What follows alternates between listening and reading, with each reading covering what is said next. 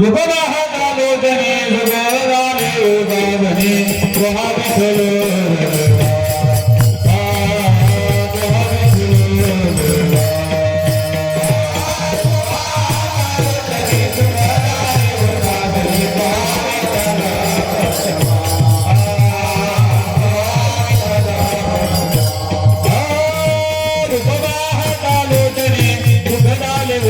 जनी दोहा विठ्ठल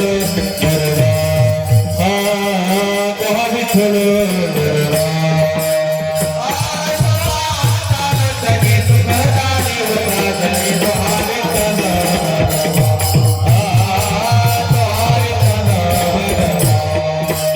दोहा विठ्ठल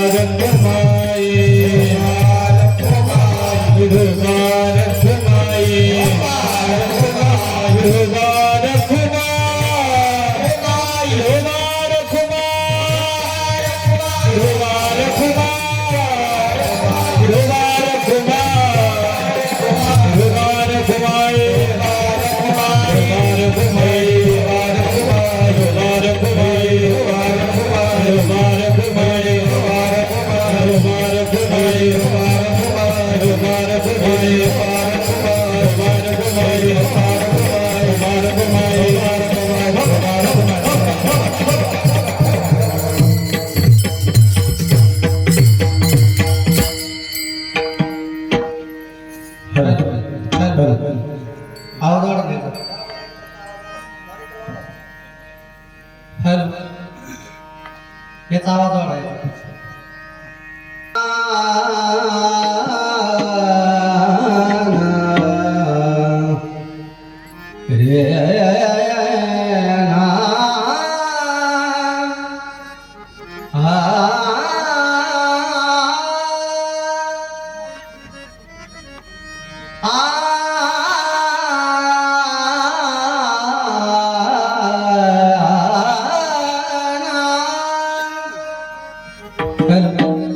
पडवीमध्ये आपल्या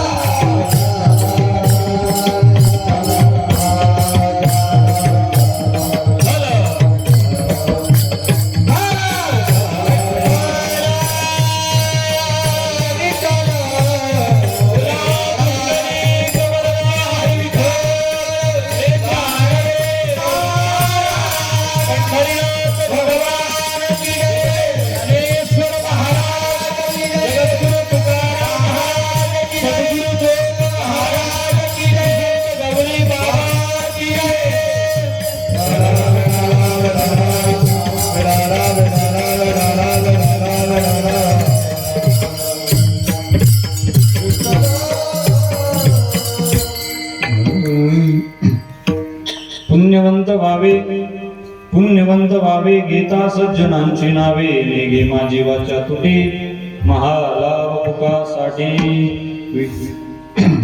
विश्रांतीचा ठाव पायी संताची भाव नेगे माझी वाचा तुटे महालाभ फुकासाठी तुका म्हणे पापे जाती संताची जपे नेगे माझी वाचा तुटे महालाभ फुकासाठी पांडुरंगा करो प्रथम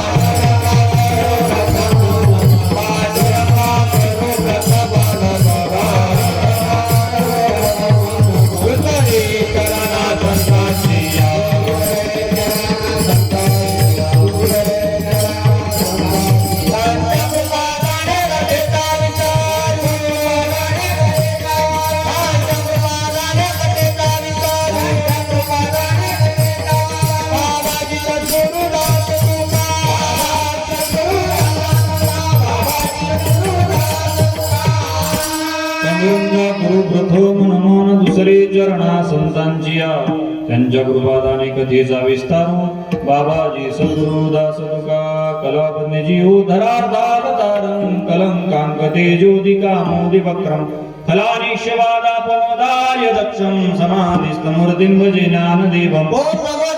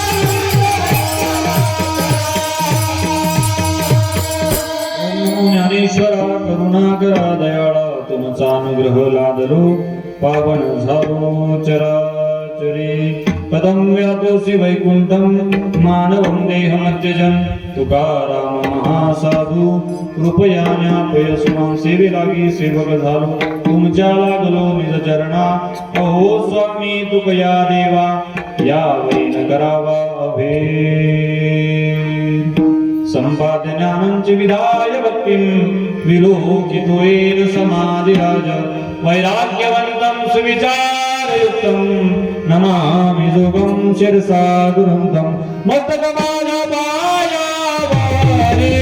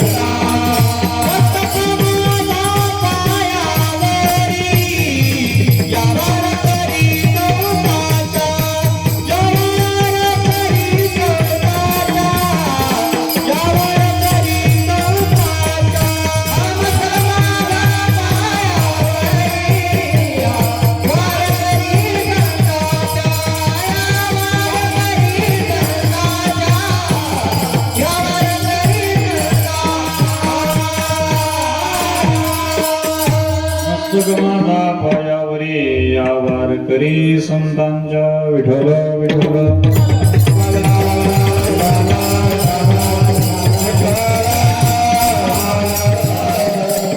पुण्य पुण्यवंत व्हावे पुण्यवंत व्हावे गीता सज्जनांची नावे निघे माझी वाचा तुटी महालाभ पुकासाठी.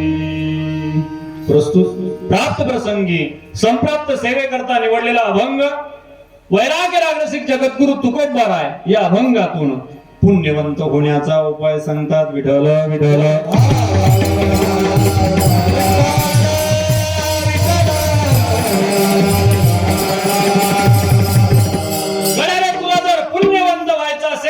तर सज्जन नाम संतांचं नाव मुखात घे. पुण्यवंत व्हावे गीता सज्जनांची नावे. आणि हे नाव मुखात घेत असताना आपली वाचा कदापि कमी पडता कामा नये म्हणून नेगे माझी वाचा तुटे महालाभ पुकासाठी.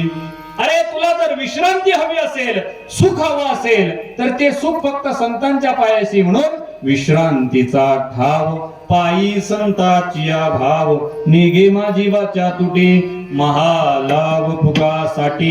आणि या संतांच्या नावाचा जर तू निरंतर जप केला तर निश्चित तुझ्या जीवनातलं पाप नाहीस होईल. म्हणून तुका म्हणे पापे जाती संताची जपे निघे माझी वाचा तुटे महालाभ पुकासाठी. विठ्ठल विठ्ठल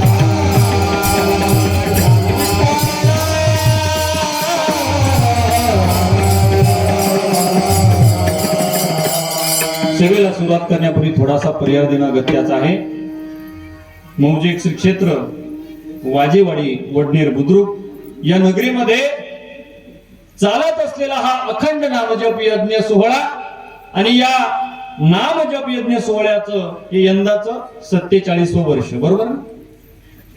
47व्या वर्षामध्ये पदार्पण करत असताना आजच्या 3ऱ्या दिवसाची कीर्तन रूपी सेवा समस्त ग्रामस्थ मंडळी वाजेवाडी यांच्या वतीनं माझ्यापर्यंत आली.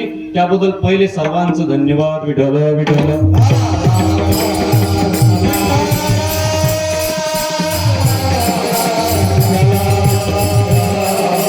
वैकुंठवासी हरिभक्तपरायण साहित्याचार्य डॉक्टर सारंग महाराज यांच्या कृपा आशीर्वादाने तथा वैकुंठवासी हरिभक्तपरायण बबन महाराज पायमुडे व वैकुंठवासी हरिभक्तपरायण अनंत महाराज टाकळीकर व हरिभक्तपरायण शिवाजी महाराज लामकडे यांच्या प्रेरणेने आणि गवळी बाबांच्या उत्सवाच्या निमित्ताने खऱ्या अर्थानं हा अखंड नामजप यज्ञ सोहळा या ठिकाणी सुरू आहे.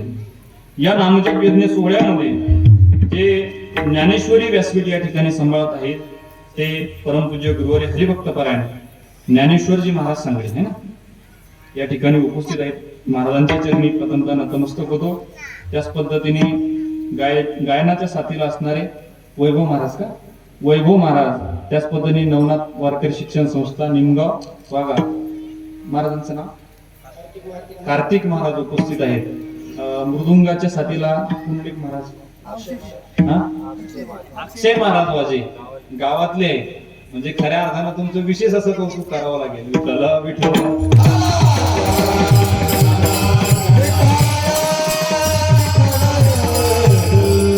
काल अक्षय महाराजांची सेवा झाली है. खऱ्या अर्थानं महाराज अशी मंडळी गावचं भूषण असतात आणि वारकरी संप्रदायामध्ये अशी मंडळी मिळणं खऱ्या अर्थानं लाखात एखादाच व्यक्ती तयार होतो बरं का. आणि हे आपल्या गावचं भूषण एकदा सर्वांनी टाळी वाजवा. आज सफाराच्या साथीला त्या ठिकाणी उपस्थित आहे. तुमच्याही महाराज चरणावर नतमस्तक होतो. विनेकरी बाबा तुमच्या चरणावर नतमस्तक होतो. सर्व टाळकरी मंडळी वयोवृद्ध मंडळी या ठिकाणी उपस्थित आहे. तुमच्या सर्वांच्या चरणावर नतमस्तक होतो. चोपदार बाबा तुम्ही राहिले होते तुमच्याही चरणावर नतमस्तक होतो. बालगोपाल मंडळी ही सगळी मंडळी या ठिकाणी उपस्थित आहे. यांच्याही चरणावर नतमस्तक. तुम्ही म्हणसाल यांचे नाव घेतले ना आमचं तुमच्या सर्वांच्या चरणावर नतमस्तक होतो. मी सेवेला प्रारंभ करतो. विठ्ठल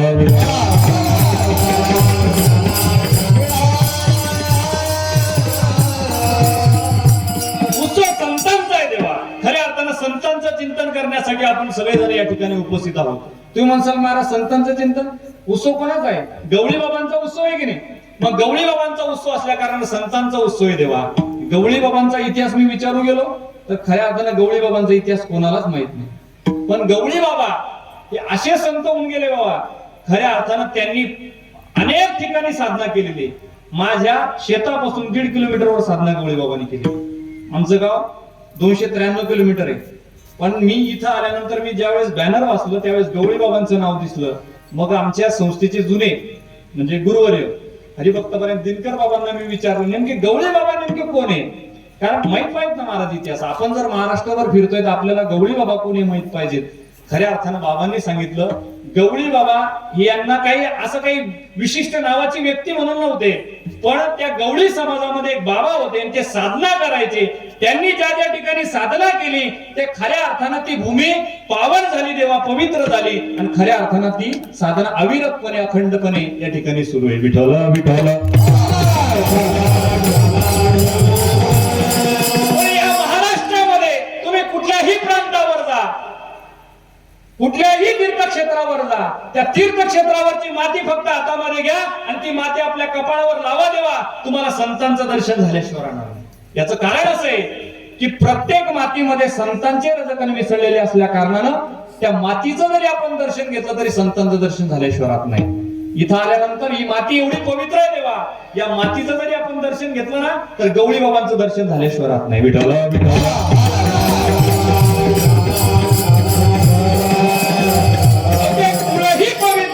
आणि तो देशही पावन आहे जिथे हरीचे दास जन्म घेतात. पवित्र ते कुळ पावन तो देश जेथे हरीचे दास जन्म घेते. ते कुळही पवित्र आहे देवा आणि तो देशही पावन आहे जिथे हरीचे दास जन्म घेतात. खरं पहा ना महाराज, काय भाग्य आहे आपलं. आपल्या महाराष्ट्र प्रांतामध्ये एका संतांनी अवतार घेतला.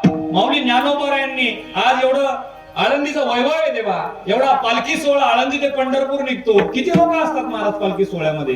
लाखोने समाज असतो, लाखोने. खऱ्या अर्थानं ते दृश्य पाहताना मनामध्ये उराउरी एक अभिमान निर्माण होतो. अरे खऱ्या अर्थानं आपण वारकरी कुटुंबात जन्माला आलो आणि आपल्याकडून वारी घडते. याच्यासारखं महाराज भाग्य कुठलं आहे दुसरं? विठ्ठल विठ्ठल.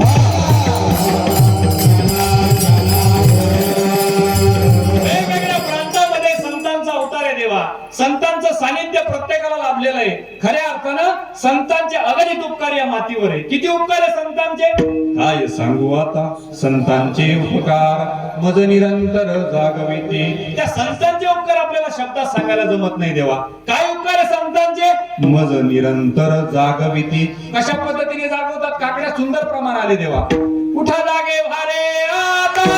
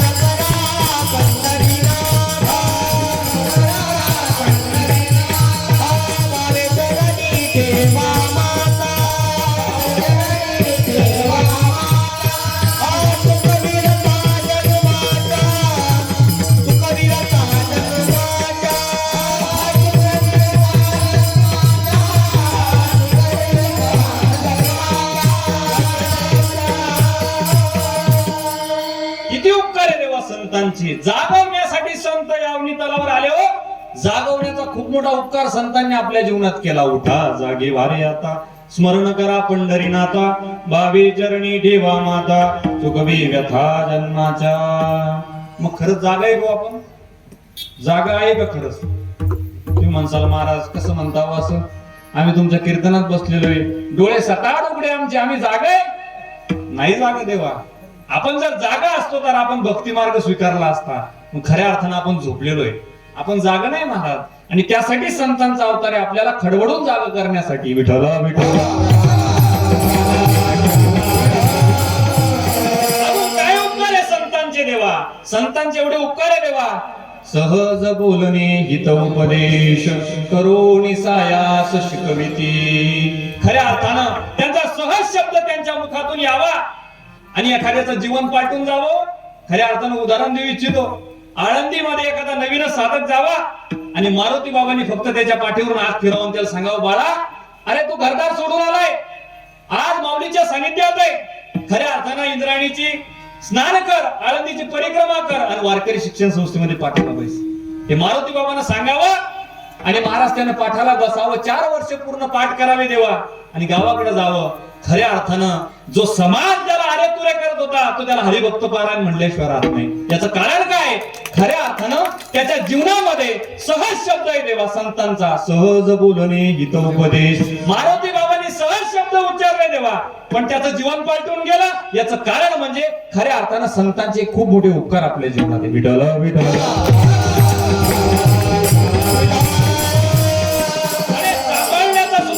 संतांनी केला देवा. तुका म्हणे वत्स धेनु वेचे चित्ती तैसे मद येती सांभाळी.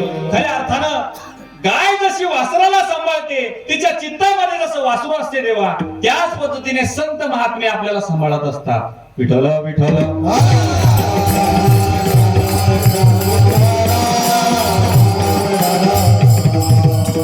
कुत्र्याला गती सहन होत नाही, माणसाला माणसाची प्रगती सहन होत नाही आणि सामान्य जनाची अधोगती संतांना सहन होत नाही देवा. कुत्र्याला गती सहन होत नाही. दररोजच्या जीवनातला प्रसंग आहे देवा आपल्या प्रत्येकाच्या. एखाद्या गावातून जावं, 70-80च्या स्पीडनं गाडी चालवावी, रात्रीची वेळ असावी, कुत्र मागे लागल्याशिवाय राहत नाही. ही वस्तुस्थिती आहे. मग एखाद्यानं म्हणा माझ्याकडे फॉर्च्युनर सारखी गाडी आहे, माझ्या मागे कुत्र लागणार नाही का? अरे बाबा, फॉर्च्युनर असो का BMW असो, कुत्र्याला गती सहन होत नाही म्हणजे सहन होत नाही, ते मागा लागल्याशिवाय राहत नाही देवा. विठ्ठल विठ्ठल. माणसाला माणसाची प्रगती सहन होत नाही बाबा, नाही सहन होत. एखाद्याच्या आता तुमच्याकडे पीक कोणतं घेतात? कांदा. एखाद्याला समजून घ्या टनात असतो का कसा असतो कांदा, आता आम्हाला काही माहित नाही, आम्हाला काही त्याचं नॉलेजच नाही. बरं जाऊ द्या, तुमच्याकडे उदाहरण सोडा. आमच्याकडे हरभऱ्याचं पीक घेतात बरं का. आता आमच्याकडे हरभऱ्याचं पीक घेतात, एकाला 50 क्विंटल हरभरे झाले बाबा, मग त्याच्यात त्यानं सुखी राहावं का नाही? दुसऱ्याला 100 क्विंटल कसे झाले यानं दुःखी होतो माणूस. म्हणजे दुसऱ्याच्या प्रगतीमध्ये जो दुःखी होतो त्याला माणूस म्हणतात, दुसऱ्याच्या दुःखामध्ये जो आनंदी होतो त्याला माणूस म्हणतात. विठ्ठल विठ्ठल. जेवत असाव, जेवत घरामध्ये जेवत असाव. तुम्हाला माझी भाषा कळते ना? कारण आपलं अंतर लय झालं, मी 300 किलोमीटरहून आलो. भाषा कळी सांगत जा, नाही तर मग कसं आहे, तुम्ही म्हणसाल की महाराज आम्ही तुमचं सगळं कीर्तन ऐकलं पण काहीच कळालं नाही, सगळं डोक्यावरून पाणी. असं नाही झालं पाहिजे बरं का. विठ्ठल विठ्ठल. एखादा जेवत असाव आणि जेवता जेवता लाईट जाव, लाईट गेल्यानंतर हा दारात यावं महाराज आणि बाहेर डोकून पाहतो, आपलीच गेली का दुसऱ्याची गेली, आपलीच गेली का दुसऱ्याची गेली. दुसऱ्याची जर असेल आणि याची जर गेली असेल तर लय जर फळाट होतो महाराज, माझीच कस काय गेली, माझीच कस काय गेली. अरे बाबा, लाईट येते त्याला काही होऊ शकतं ना, पण महाराज दुसऱ्याची प्रगती आपल्याला सहन होत नाही. खऱ्या अर्थाने एखाद्यानं घरासमोर फॉर्च्युनर सारखी गाडी घ्याव आणि याला पूजेला बोलवावं, हा नागतोंड मुरडतो महाराज म्हणतो आजच याला मला पूजेला बोलवायचं होतं का, आजच याला बोलवायचं होतं का. खऱ्या अर्थानं माणसाला माणसाची प्रगती सहन होत नाही देवा. एक कवी सुंदर वर्णन करतात, एक दिन निकले सैर करने दिल में कई अरमान थे, एक तरफ हरियाली थी दूसरी तरफ स्मशान थे, स्मशान से चलते चलते पैर के तले चुभी हड्डी. एक माणसाचा हाडूक त्या माणसाच्या पायाला लागलं, पैर के तले चुभी हड्डी आणि हड्डी के ये बयान थे, अरे चलने वाले चल संभल कर हम भी कभी इंसान थे. माणूस म्हणून जीवन जगणं फार महत्वाचं आहे देवा. एखाद्याच्या पायात जर काटा घुसला तर त्याला वेदना तेवढ्याच होतात. आपल्या पायात घुसणाऱ्या काट्यावरून दुसऱ्याच्या पायात घुसणाऱ्या काट्याच्या वेदनेचा विचार करा देवा. खऱ्या अर्थानं आपण हा विचारच करत नाही, आपण माणूस म्हणून जीवन जगत नाही देवा. आणि खऱ्या अर्थानं माणसाला माणसाची प्रगती सहन होत नाही. आणि तिसरा वर्ग आहे संतांना सामान्य जनाची अधोगती सहन होत नाही. बुडते हे जन न देखवे डोळा म्हणून कळवळा घेतसे. खऱ्या अर्थानं हे जन बुडताना पाहत असताना संतांच्या अंतःकरणामध्ये कालवा होते देवा. दुखी होतं संतांचं अंतःकरण. संतांचं अंतःकरण दुखी झाल्यानंतर संत म्हणतात की ऐक रे जना तुझ्या सोयीताच्या खुना पंढरीचा राणा मना माझी स्मरावा. तुला जर तुझं आत्यंतिक दुःख निवृत्त करायचं असेल आणि परमानंदाची जर प्राप्ती करायची असेल तर खऱ्या अर्थानं तू देवाचं नामचिंतन केलं पाहिजे. आणि खऱ्या अर्थात संतांनी मग वेगवेगळ्या भाषेत या समाजाला उद्बोधन प्रबोधन करण्याचं काम केलं. संतांनी हात जोडून विनंती केली, कर जोडून विनवितो तुम्हा नका करू संसार श्रमा, नका गुंतू विषय कामा, तुम्ही आठवा मधुसूदना, तुम्ही वासुदेव वासुदेव म्हणा. तरी या समाजाच्या डोक्यात फरक पडला नाही. मग संतांनी काय केलं देवा? संत शेवटी पाया सुद्धा पडले देवा. लागून या पाया विनवितो तुम्हाला, कर टाळी बोला मुखी नाम. खऱ्या अर्थानं बाबा हो, मी तुमच्या पाया पडतो. आता तरी भक्ती मार्ग करा, आता तरी देवाचं चिंतन करा. तरी संतांचं हे लोक ऐकायला तयार नाही देवा. मग वेगवेगळ्या भाषेत समजून सांगितलं. हे जरी नाही काल तरी दुसरा येईल, हे जरी नाही काल, हे जरी नाही काल, तरी दुसरा येईल, हे जरी नाही काल. चलत देवटी भान, गळवटून नेईल, चलत देवटी भान, चलत देवटी भान, गळवटून नेईल, चलत देवटी भान. चलवादरी अमृत सेवा गाईल,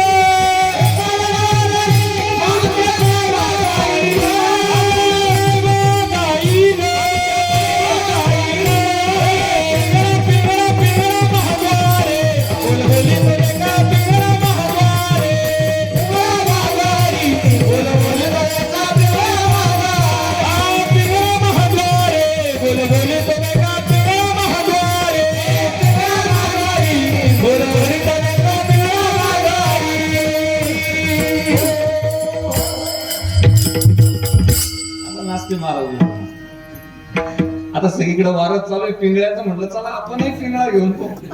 खऱ्या अर्थानं शब्द महत्वाचे आहेत. पिंगळा फक्त चाल महत्वाची नाही, पण पिंगळ्यातले शब्द फार महत्वाचे. हे जरी नाही काल तरी दुसरा येईल, हे जरी नाही काल, हे जरी मी आमचं आज ऐकलं नाही ना, तर दुसरा येणारच आहे. उपजे ते नाशे, नाशिले ते पुनरपी दिसे, हे घटिका यंत्र जायचे परिभ्रमेगा. महाराज एवढा सुंदर शब्द माऊली ज्ञानोबांनी वापरला, घटिका यंत्र. कशाला म्हणतात घटिका यंत्र? कशाला म्हणतात, कशाला म्हणतात घटिका यंत्र? अरे ते काय हातात घड्याळ, घड्याळीला काय म्हणतात? घटिका यंत्र. मला एक सांगा, घड्याळीचा शोध कधी लागला? आताचा काळ असेल महाराज, माझ्या मते 1700-1800च्या काळामध्ये. कारण सगळे सायंटिस्ट याच काळात झाले बरं का. अगोदर सायंटिस्ट नव्हते. विजेचा शोधही याच काळात लागला. सगळं जे काही शोध जे आहे ते 1700-1800च्या काळात लागले. पण माझ्या ज्ञानोबांनी 1200च्या शतकामध्ये लिहून ठेवलं, हे घटिका यंत्र जायचे परिभ्रमेगा. म्हणजे घड्याळ जशी फिरते देवा, तसं मनुष्य योनीतून या योनीतून त्या योनीत, त्या योनीतून त्या योनीत हा देह फिरत असतो. खऱ्या अर्थानं हा जीव फिरत असतो. विठ्ठल विठ्ठल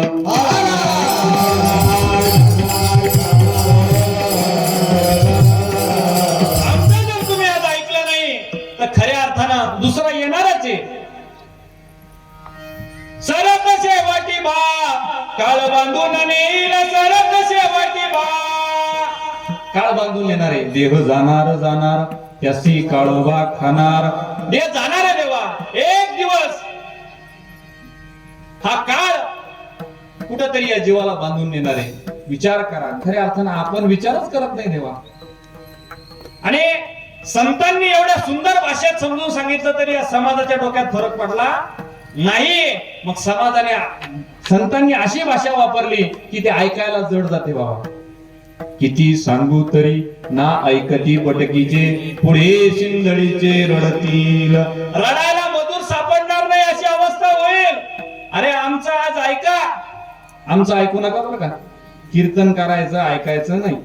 कीर्तन करायचं काही खरं राहिलं नाही महाराज.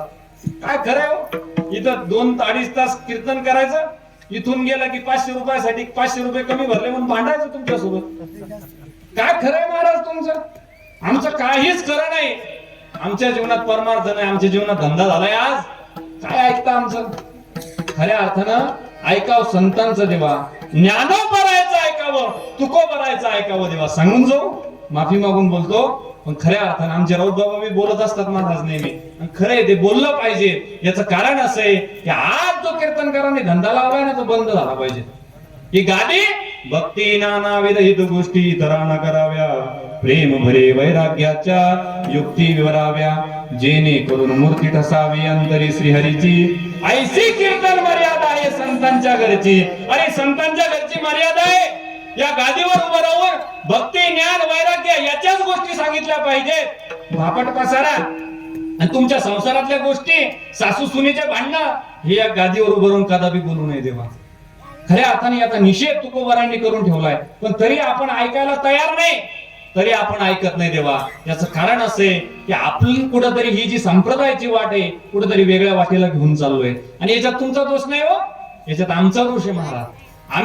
आम्हाला 2 पैसे शिल्लक भेटायला लागले म्हणून आम्ही काहीही बोलायला लागलोय का देवर उभं. माफ करा, पण खऱ्या अर्थानं मला एका गोष्टीचं उत्तर द्या. ज्ञानेश्वर महाराजांनी ज्ञानेश्वरी प्रत्येकाच्या हातात दिली, किती रुपये घेतले तुमच्याकडून? तुकोबारायांनी गाथा प्रत्येकाच्या हातात दिला, किती रुपये घेतले तुकोबारायांनी तुमच्याकडून?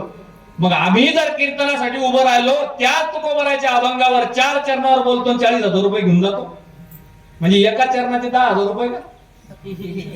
काय गंमत लावली देवा. अहो काय परमार्थ होता जुन्या लोकांचा. खऱ्या अर्थानं राऊत बाबा आमच्या संस्थेतले जेवढे काही गुरुवारे असतील, कदम माऊली, अहो कदम माऊली महाराज एसटी भेटत नाही ना तर बस स्टँडवर तिथं झोपतात, पण सकाळी एसटीनच प्रवास करतात देवा. आता खऱ्या अर्थानं मी माफी मागतो थोडी, कारण माऊली जर एसटीने करते तर आम्ही एसटीने केला पाहिजे. पण खरं सांगू का, मला उद्या अर्जंट गावाकडे जायचंय, त्याच्यामुळे फक्त गाडी आज आणली तुमच्या दाराशी. माफ करा, पण खऱ्या अर्थानं या संतांचा आपल्या समोर आदर्श असला पाहिजे, या गुरुवाऱ्यांचा आपल्या समोर आदर्श असला पाहिजे. आदर्श आहे ना महाराज. जोग महाराज संस्थेचा केवढा मोठा आदर्श या समाजासमोर आहे. अहो आजही तिथून प्रत्येक विद्यार्थी बाहेर पडतो, राऊत बाबाच्या संस्थेतून विद्यार्थी बाहेर पडतात. खऱ्या अर्थानं ते समाजामध्ये हिरे होऊन बाहेर पडतात तेव्हा. आज पण या समाजाला त्याची किंमत नाही, या समाजाला तमासगीर कीर्तन करायची गरज राहिलेली. विठ्ठल विठ्ठल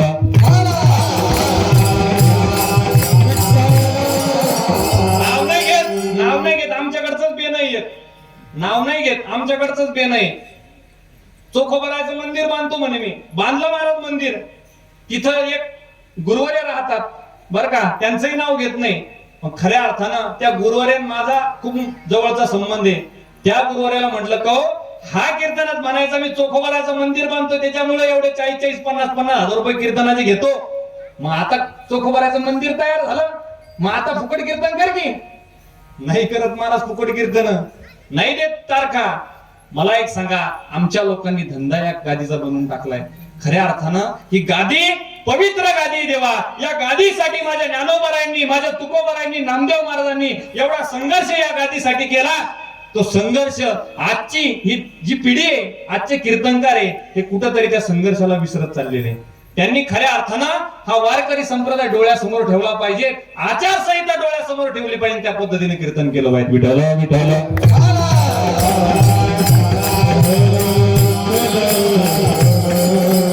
समाजाला उद्बोधन प्रबोधन करण्याचं काम संतांनी केलं देवा. जाऊ दे, आपला विषय नाही तो. समाजाला एवढं गडबड्याने या संतांनी सांगितलं की बाबांनो भक्ती मार्ग करा, देवाचं नामस्मरण करा, देवाचं चिंतन करा, तरी हा समाज ऐकायला तयार नाही. काय माय गेली होती भूतापाशी, हरी नाही मुकाशी अरे मुडा, अशा शब्दात संतांनी सांगितलं की ती भाषा ऐकायला जड जाते देवा. पण तरी आज समाज ऐकायला तयार नाही. अरे तुकोबरा म्हणतात बाबांनो, अरे याच जन्मात हे शक्य आहे, याची देही घडे देवाचे भजन आणि कही ज्ञान नाही कुठे. हे ज्ञान दुसऱ्या जन्मात नाही. नाही तर मला सांगा, आजच्या कीर्तनात किती कुत्री येऊन बसले हो, किती बैल कीर्तनात येऊन बसले, किती गाढव कीर्तनात येऊन बसले. दुसऱ्या येऊन ज्ञान नाही ना बाबा हे. पण मग जे कीर्तनात नाही त्याला काय म्हणावं? मी नाही म्हणत बाबा काही, मला गावातून वापस जायचंय. जे कीर्तनात नाही ते काय हे मी सांगू शकत नाही. तुकोबारांनी सांगितलेले त्यांचे अभंग पहा. खऱ्या अर्थानं आपण जर कीर्तनात येऊन बसू शकत नाही तर हे खूप मोठं पाप आहे देवा आपलं. विठ्ठल विठ्ठल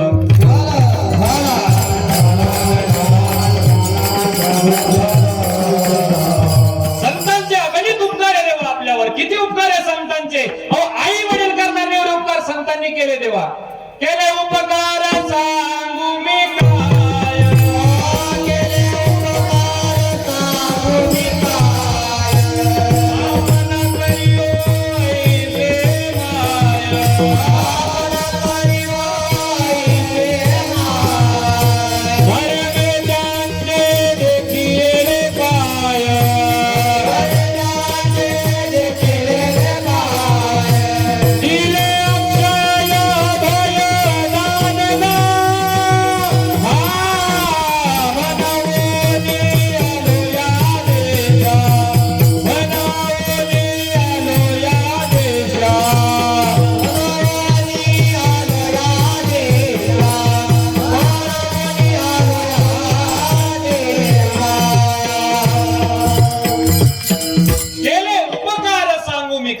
बाप न करी ऐसे माय, धर्मे त्यांचे देखिले पाय, दिले अक्षय अभय दानगा.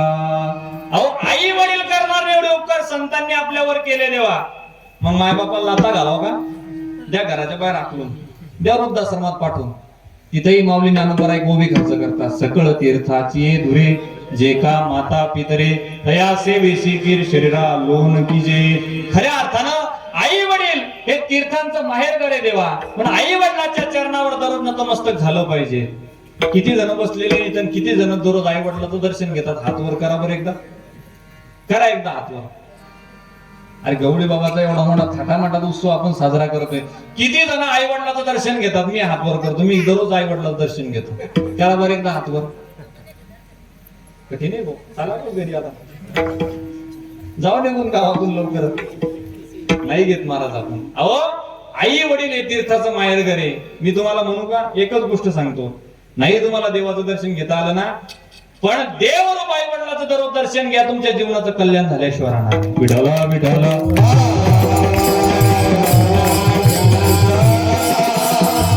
तुम्हाला सांगू का, त्या आई वडिलापेक्षा सुद्धा आमच्या संतांचे उपकार जास्त आहे देवा. माफी मागून बोलतो. आई वडील काय करतील? आई वडील पोटापाण्याला लावतील. डॉक्टर बनवतील, इंजिनियर बनवतील, कलेक्टर बनवतील, तहसीलदार बनवतील, शिक्षक बनवतील, वकील बनवतील. त्यांना हवं ते सगळं बनवतील देवा. पण आई वडील उद्धार नाही करू शकत. उद्धार फक्त या जगतातला एकच व्यक्ती करू शकतो, त्याचं नाव आहे संत. विठाला विठाला.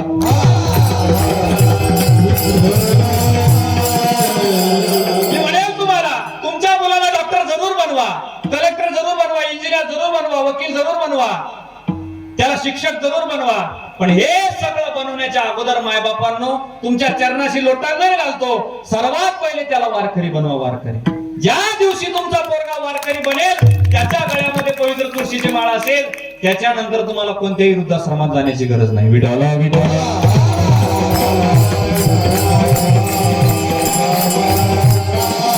संतांनी एवढे उपकार खऱ्या अर्थानं या जगतामध्ये आई वडील सुद्धा आपल्यावर करू शकत नाही. एवढे उपकार संतांनी केले. म्हणून त्या संतांची तुलना सामान्य लोकांशी करायची नाही देवा. समुद्र नदी नवे पैगा, पाषाण म्हणून लिंगा, संतनवती जगा मानसा त्या सारिके. ते माणसासारखे जरी दिसत असले तरी त्यांना माणूस म्हणू नका. खऱ्या अर्थानं त्यांना जड म्हणू नका देवा. आकाशामध्ये तारेही राहतात आणि आकाशामध्ये चंद्रही राहतो देवा. पण त्या ताऱ्याने असं कधी म्हणायचं नसते की आकाशातला जो प्रकाश आहे तो आमचा आहे. चंद्र म्हणत असतो फक्त 15 दिवस वाट पहा, 15 दिवस थांबा. ज्या दिवशी अमावस्या असेल, माझी गैरहजेरी असेल, नेमकं त्या दिवशी तुम्हाला कळेल नेमका आकाशातला प्रकाश कुणाचा आहे. आकाशाचे अंगी चंद्र तारांगणे, दोहीशी समान पाहू नये. खऱ्या अर्थानं पृथ्वीच्या पोटामध्ये हिराही सापडतो आणि गारगोटीही सापडते देवा. हिरा किती रुपयाला भेटतो रे बाळा? सांग, जाऊ द्या, लाजू नको, सांग. हिरा किती रुपयाला भेटतो? तरी अंदाजे 10 रुपये, 5 रुपये. हा किती? अरे बोल की, पुढे जाऊ नये आपण. कीर्तनाला जायचं नाही का पुढं? सांग. हा जाऊ दे, तू काही बोलत नाही. किती रुपयाला भेटतो हिरा? हा मौल्यवान, पण त्याची किंमत कोटीच्या समोर. खरंय, हिरा कोटीच्या पुढे त्याची किंमत आहे देवा. गारगोटी, नागाटी गेली की गारगोटी सापडते आपल्या शेतामध्ये, आहे की नाही? तुमच्याकडे सापडते ना? बरं, तुमच्याकडे लोक बोलत नाही. आमच्याकडे मेल्यानंतर माणसं जाळतात. तुमच्याकडे कसं आहे? जिवंतपणी जाळतात, मेल्यानंतर जा. बोलत जा की, बोलतात ना तुमच्याकडे? बोलत जा. विठाला विठाला. पृथ्वीच्या पोटात हिराही सापडतो आणि गारगोटी सापडते देवा. गारगोटीची काहीच किंमत नाही देवा, ती नागाटात सापडते. पृथ्वीच्या पोटी हिरा गारगोटी, दोहीशी संसाठी करू नये. खऱ्या अर्थानं दुधामध्ये ताकही मिळतं आणि लोणीही मिळतं देवा. ताक किती 1000 रुपये लिटर आहे? नाही माहिती. किती 1000 रुपये लिटर आहे ताक? किती 1000 रुपये लिटर आहे? किती 1000 रुपये? 30 रुपये. अरे फुकट घेऊन जा म्हणतात लोक. एखादी बाई जर ताकाला गेली, दुसऱ्या बाईनं जर घुसळण केलेलं असलं ना, आणि हिनं एक भांडं नेलेलं असलं, पुढची बाई म्हणते अजून कोण एखादं आणलं. फुकट घेऊन जा म्हणतात. फुकट. आणि लोणी नाही महाराज. लोण्याची किंमत 1000-1500 रुपये लिटर तूप आहे बाजारामध्ये. दुधाची अंगी निगी ताकलोनी एका मोले दोन्ही मागू नये. ताकाची जी किंमत आहे ती फुकट आहे. मग त्या ताकाची किंमत जर फुकट असेल तर फुकट लोणी देणार आहे का लोक तुम्हाला?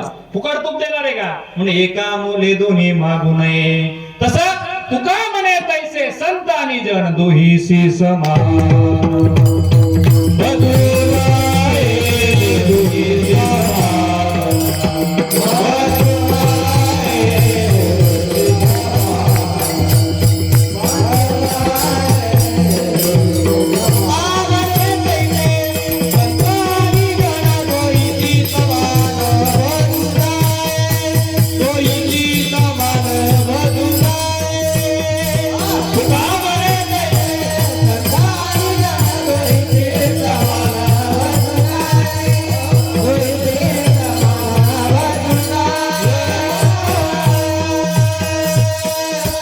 संतांची तुलना कोणासोबत होऊ शकत नाही देवा. तुका म्हणे तैसे संत आणि जन दोहीसी समान भजू नये. त्यांचा सारखं भजायचं नाही. संत वेगळे आणि जन वेगळे देवा. खऱ्या अर्थानं या समाजामध्ये संतांना या समाज कवडी मोल किंमतीनं समाजाला या संतांना भाव देतो देवा.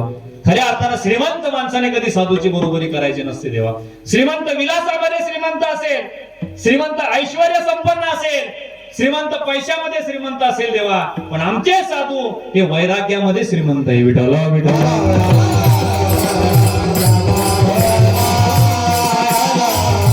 जेवढा जेवढा श्रीमंताचा विलास तेवढा तेवढा तो श्रीमंत मोठा असतो देवा. आणि जेवढा जेवढा त्या साधू मध्ये वैराग्य तेवढा तेवढा तो साधू मोठा असतो. विठ्ठला विठ्ठला.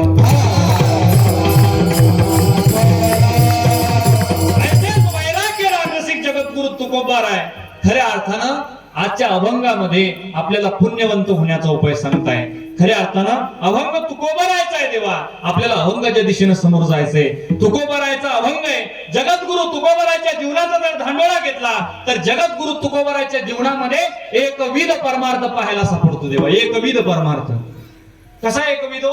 काही लोक गेले संसारातल्या गप्पा तुकोबाराकडे मारू लागले. तुकोबाराय म्हणतात, अरे आम्ही आमच्या जीवनात असा पण केलाय की बोलण्याची नाही आता देवाविन काही. देवाशिवाय आम्ही आमच्या जीवनामध्ये दुसरं काही बोलणार नाही. आमचा पण आहे. काही लोक तुकोबाराकडे गेले, तुकोबाराय म्हणले, तुकोबाराय तुम्ही कीर्तन करता, मग त्या कीर्तनामध्ये आमच्या गावात एक प्रतिष्ठित व्यक्ती येऊन बसणार आहे, त्यांचं थोडं वर्णन करावं. खरंय, आजची सूचना खूप सुंदर आहे बाबा. म्हणजे या सूचनेचा मी आदर करतो आणि आदर्श घ्यावा असं तुमचं गाव आहे. विठ्ठला विठ्ठला.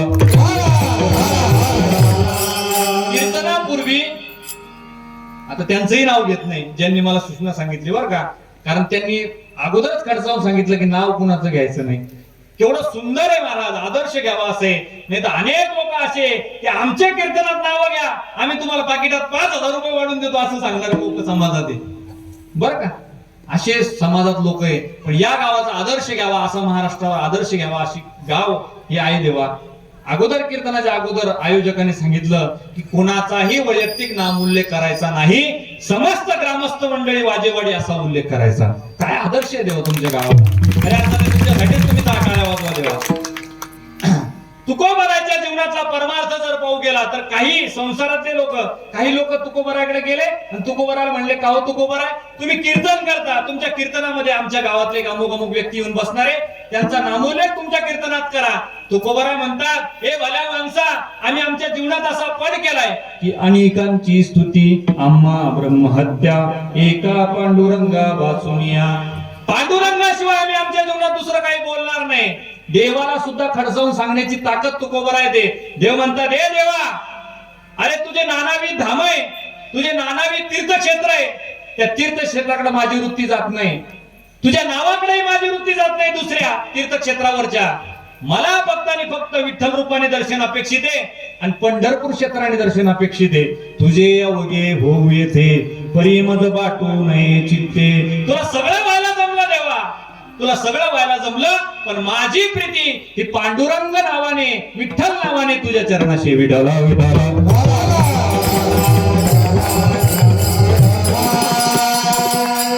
मग तुकोबारायच्या जीवनात जर एवढा एकविध परमार्थ आहे देवा, चला आपण तुकोबारायला विचारू, प्रश्न विचारू. अजून अभंग फार लांब जाऊन सोडवायचा आहे बरं का. तुकोबाराला प्रश्न विचारू, का हो तुकोबाराय तुम्ही म्हणता की आम्ही आमच्या जीवनात असा पण केला, आम्ही देवाशिवाय दुसरा बोलणार नाही. पण आजच्या अभंगातले शब्द काय आहेत तुमचे? पुण्यवंत भावे घेता सज्जनांची नावे. का हो तुकोबरा, तुम्ही तुमच्या एकविध भावाला गालबोट तर लावत नाही ना? अहो तुम्ही म्हणता देवाशिवाय आम्ही दुसरं काही बोलणार नाही, आणि आजच्या अभंगामध्ये तुम्ही सरळ सरळ संतांचं चिंतन करताय, संतांचं नाम घ्या म्हणून मग बोलताय, समाजाला सांगताय, उपदेश करताय. त्यावेळेस तुकोबरा म्हणतात, भल्या माणसा थोडा दीर्घ. अरे तुला देव आणि संत वेगळे वाटतात, पण माझ्या अंतःकरणाची स्थिती ही आहे की देव तेच संत आहे आणि संत तेच देव आहे. देव ते संत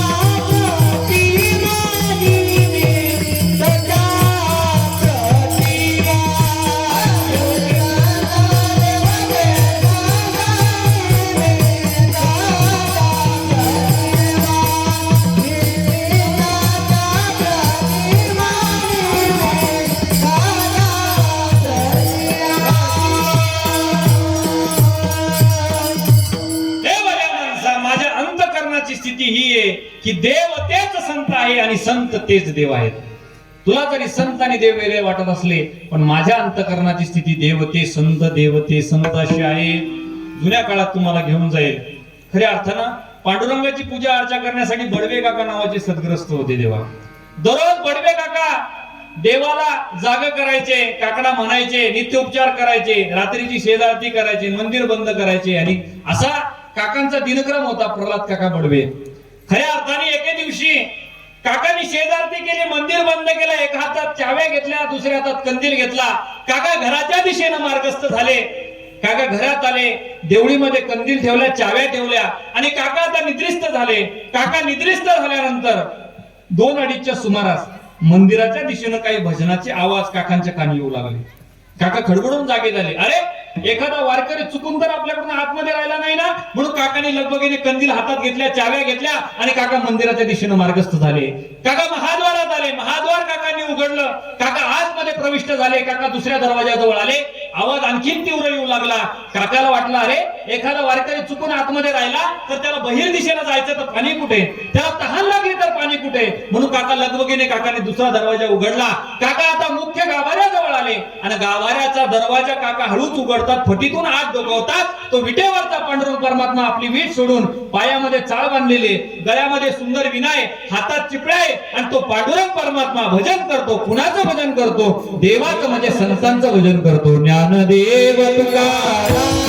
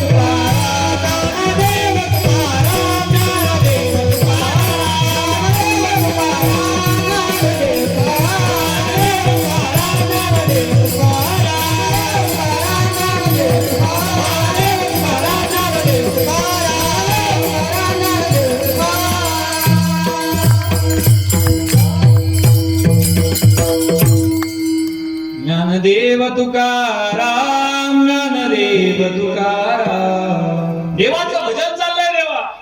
आणि हे सगळं काका बाहेरून पाहू लागले. काकाच्या डोळ्यातून घळाघळा अश्रू वाहू लागले. काका हळूच देवाजवळ जातात, देवाला गदगद हलवतात. देवा, अरे हे तू काय करतोय? त्यामुळे देवाचं उत्तर सुंदर आहे मायबापांनो. देव म्हणतो काका मी माझ्या देवाचं भजन करतोय. देवाचं लक्ष द्या. देवासाठी संत हे देव आहेत देवा. म्हणून देवते संत, देवते संत निमित्त त्या प्रतिमा. आणि त्यानंतर देवाने काकाला सांगितलं, काका या वारकरी संप्रदायामध्ये हा संदेश द्या, अरे मला जर प्राप्त करायचं असेल, माझी जर भक्ती करायची असेल, तर माझ्याही पेक्षा माझ्या देवाचं भजन करा, म्हणजे संतांचं भजन करा. विठाला विठाला.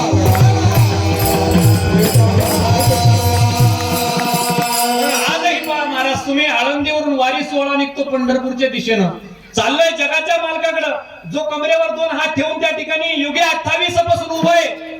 मला एक सांगा, चाललो देवाकडे, मग देवाचं नामचिंतन हवं ना दिंडीमध्ये. मग दिंडीमध्ये भजन कुणाचं असतं?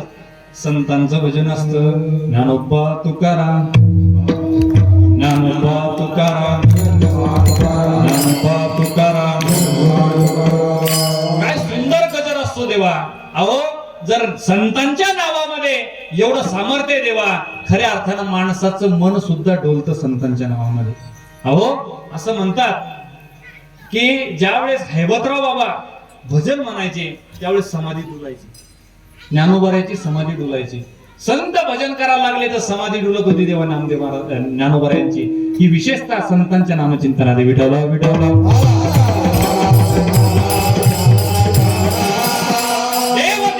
देवते संत खऱ्या अर्थानं निमित्त त्या प्रतिमा. निमित्त मात्र त्यांच्या प्रतिमा भिन्न आहे, पण देव तेच संत आहे देवा. मी तुम्हाला युक्ती प्रवृत्तीनं खऱ्या अर्थाने सिद्ध करून दाखवू शकतो. याचं कारण असं आहे, अहो देवाचं जे रूप, देवाचं जे सामर्थ्य ते संतांचं सामर्थ्य. देवाचं रूप खऱ्या अर्थानं देव आला कुठून? देव सुद्धा वैकुंठ लोकातून आला देवा. आणि याला रूपा बळे करुणी खळे हरिदासी. देव वैकुंठ लोकातून आला आणि संत सुद्धा वैकुंठ लोकातून आले देवा. आम्ही वैकुंठवासी आलो याची कारणासी, बोलिले जे ऋषी साच भावे वर्ताय. देव कशासाठी आला? देव धर्मासाठी आला देवा. धर्म रक्षा वया अवतार घेसी, आपुल्या पाळीसी भक्तजना. संत कशासाठी आले? धर्म रक्षा वया कारणे आणि साधू होता ते अवतीर्णे, किंवा धर्माचे पालन करणे पाखंड खंड, हे जी आम्हा करणे काम, बीज वाढवावे नाम. देव धर्मासाठी आला, संत सुद्धा धर्मासाठी आले देवा. अहो त्यांच्या सामर्थ्याच्या दृष्टीने विचार करा, त्यांच्या गुणाच्या दृष्टीने विचार करा, त्यांच्यामध्ये अभेद पाहायला सापडतो. देव आणि संतांमध्ये अभेद पाहायला सापडतो देवा. आपलं घड्याळ पुढे जाते, आपल्याला अभंगाच्या दिशेने समोर जायचंय. खऱ्या अर्थानं देवामध्ये आणि संतांमध्ये अभेद पाहायला सापडतो. नीट लक्ष देऊन ऐका, आपल्याला देव ते संत हा विषय घेऊन समोर जायचंय. विठ्ठल विठ्ठल. गुणाच्या दृष्टीने जर विचार करू गेलो तर गौणी वृत्तीचा अभेद संत आणि देवामध्ये पाहायला सापडतो. आता खरं म्हणजे रात्रीच्या वेळेस चांगल्या कीर्तनकारांना गौणी वृत्ती सांगू नये. याचं कारण असं आहे की श्रोत्यांना झोप लागण्याची दाट शक्यता असू शकते. गौणी वृत्ती संध्याकाळच्या कीर्तनामध्ये सांगू नये. गौणी वृत्तीचा अभेद म्हणजे, गौणी वृत्ती म्हणजे काय हे मी तुम्हाला थोडक्यात सांगून जाईल. गौणी वृत्ती म्हणजे काय? एखादा माणूस म्हणत असतो, आमच्या गावातला हा अमुक अमुक रामभाऊ वहागे वाहक. मग मला एक सांगा, वाहक म्हणल्यानंतर त्याला 4 पाय काही शोधत नाही बसायचं, त्याला शेपुटे काय पाहत नाही बसायचं. पण वाघ हे म्हटल्यानंतर वाघासारखा शौर्य गुण त्याच्याकडे, कौर्य गुण त्याच्याकडे. खऱ्या अर्थानं वाघासारखा निडर आहे देवा तो माणूस. म्हणून अहो रामभाऊ वाघासारखे हो आमचे, वाघासारखं म्हणून संबोधल्या गेलं देवा. हे गौणी वृत्तीचा अभेद म्हटला जातो. एक अशीच आमची नववधू सासरी गेली. सासरी नवीनच लग्न झालेलं होतं. माहेरी आली. माहेरी आल्यानंतर काही मैत्रिणी तर गवळी बाबाच्या मंदिरासमोर बसल्या वाजेवाडीच्या, आणि काही मैत्रिणी तिला विचारू लागल्या, का ग कसं आहे तुझं सासर? ती म्हणे खूप सुंदर आहे माझं सासर, चांगलं आहे म्हणे माझं सासर. बर बर बर म्हणे, कसे आहे तुझे सासू सासरे? ते म्हणे इतकं भाग्य माझं चांगलं, खूप सुंदर सासू सासरे मला मिळाले. म्हणजे नेमके कसे, त्यांचा स्वभाव कसा आहे? म्हणे काय सांगू, इतका चांगला त्यांचा स्वभाव आहे. म्हणे शंकर पार्वतीचे म्हणे. काय? शंकर पार्वतीचे म्हणे. बर म्हणे, मग तुझे पती कसे आहे? तुझा नवरा कसा आहे? नवरा कसा आहे म्हटल्यानंतर तिने सांगितलं, असा असा दिसायला आहे. एका हिरोचं नाव घेतलं पिक्चर मधल्या, आणि असा असा दिसायला आहे म्हणे. हा दिसायला नको सांगू, त्याचा स्वभाव कसा आहे ते सांग. आहे बा माझं भाग्य एवढं चांगलं, एवढे चांगले पती मिळाले, काय सांगू तुला, एवढं भाग्य माझं चांगलं, महादेवाच्या पुढचेच आहे म्हणे. तुम्हाला कळालेलं दिसत नाही, सांगून जातो. आमच्याकडे महादेवाच्या पिंडीच्या समोर नंदी असतो, तुमच्याकडं तिला म्हणायचं नव्हतं की माझे पती नंदी बैल आहे. गौरी वृत्तीचा अभेद तुम्हाला सांगतोय देवा खऱ्या अर्थानं. मग तिला एक एक वर्णन विचारलं. मग म्हणे कागा तुझी नणन कशी आहे? नणन कशी म्हटल्या बरोबर नाक तोंड मुरडलं देवा आणि सांगितलं लवंगी मिरचीच.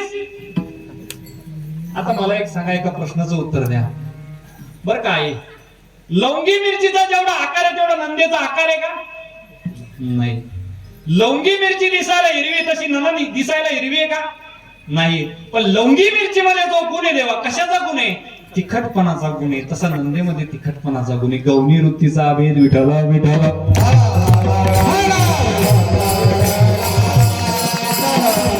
सामर्थ्याच्या दृष्टीने जर विचार करू गेलो तर खऱ्या अर्थानं देवाचं जे सामर्थ्य ते संतांचं सामर्थ्य. देवा काय सामर्थ्य देवाचं?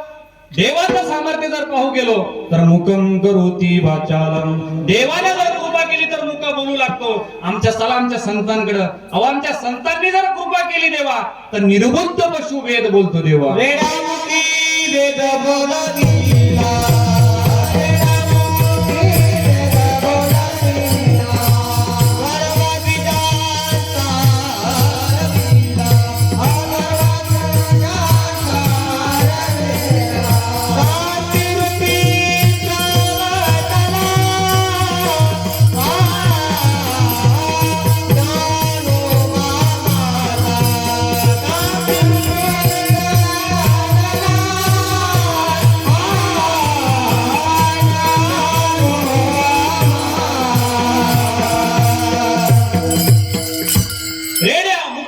बोलविला, गर्भद्विजांचा हरविला, शांती रूपी प्रगटला ज्ञानोबा माझा. खऱ्या अर्थानं देवाचं सामर्थ्य, देवाची कृपा झाली तर मुका बोलू लागतो. पण आमच्या संतांची जर कृपा झाली तर निर्बुद्ध पशु वेद बोलतो देवा.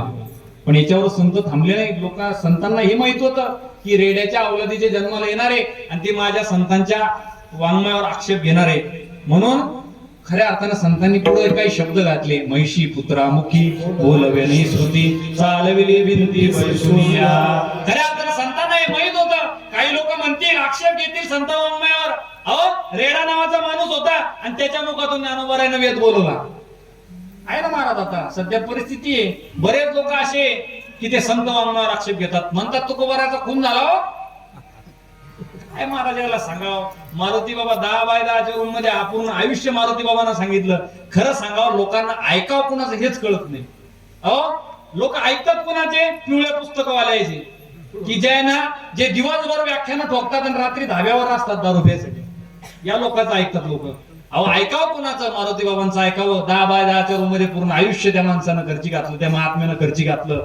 खऱ्या अर्थानं आळंदीच्या साधकांना घडवण्यासाठी त्या महात्म्याच्या तोंडून ऐकावं. त्या महात्म्याला प्रश्न विचारावा का हो बाबा आमचा तुम्हाला प्रश्न आहे, तुकोबराचा खून झाला का वैकुंठ गमन झालं? काय सांगतील पहा, एकदा जाऊन विचारा. मारुती बाबा एकाच प्रश्नाचं एकच उत्तर देतील की तुकोबराचं वैकुंठ गमनच झालंय. खऱ्या अर्थानं आपल्याला संतांच्या वाङ्मयावर विश्वास नाही देवा. आपले यातले काही लोक संतांचा वाङ्मय भरकटवण्यासाठी तयार झालेले. विठला विठला. देवाचं जे सामर्थ्य ते संतांचं सामर्थ्य. देवाची कृपा झाली मुका बोलू लागतो. संतांची कृपा झाली निर्बुद्ध पशु वेद बोलतो देवा. देवाची कृपा झाली पंगुम लंघयते गिरिम. देवाची जर कृपा झाली तर पांगळ्याला हातपाय फुटतात देवा. आणि आमच्या संतांची जर कृपा झाली तर ज्याला हातपाय तिथे तोडून टाकण्यात आलेले त्याला सुद्धा हातपाय फुटतात. त्याची दृष्टी फक्त संतांची त्याच्यावर पडली त्याला हातपाय फुटतात. सांगून जाईल मी प्रसंग. सप्तशृंगी पर्वतावरचा प्रसंग आहे. चौरंगीनाथाचे हातपाय तोडून टाकण्यात आलेले होते पण मच्छिंद्रनाथाची दृष्टी चौरंगीनाथावर पडली. तो मच्छिंद्र सप्तशृंगी भग्न अवयवा चौरंगी तो भेटला की सर्वांगी संपूर्ण झाला. ज्ञानोबा म्हणतात. खऱ्या अर्थानं चौरंगीनाथावर मच्छिंद्रनाथाची दृष्टी पडली. त्या चौरंगीनाथाला हातपाय फुटले देवा. हे संतांचं सामर्थ्य. सांगा ना महाराज वेगवेगळा कुठे आहे? देवते संत देवते संत हा विषय आपण समोर घेऊन जातोय. विठाला विठाला.